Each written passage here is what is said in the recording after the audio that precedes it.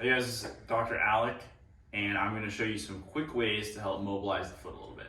So what you're going to do, place one hand kind of at the top of your foot here, the other, you're going to interlace your fingers kind of in between the toes. And what you're going to do is just kind of wring it out like it's a towel that you're drying here. What this does is it's mobilizing the joints around your foot and ankle. You might feel a little bit of popping around your foot, that's okay. That's just the joints getting a little bit of movement there. And then once you feel like you've done that sufficiently, you're gonna go the opposite way. So you're gonna interlace your fingers in between your toes here, put your other hand at the top of the foot and wring them this way. This will feel really, really good, help breaks up some of that stiffness that you might feel in your foot. The other thing we're gonna do, there's a very important muscle here that lives right underneath the plantar fascia. It's called flexor digitorum brevis. So this stretch is going to specifically stretch out that muscle there.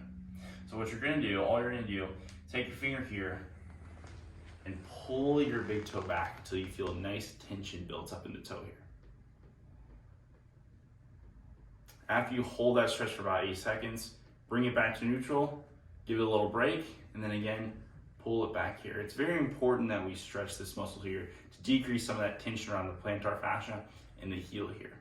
Once you feel like you've stretched out these muscles sufficiently and worked those joints a little bit, we're gonna strengthen it, okay?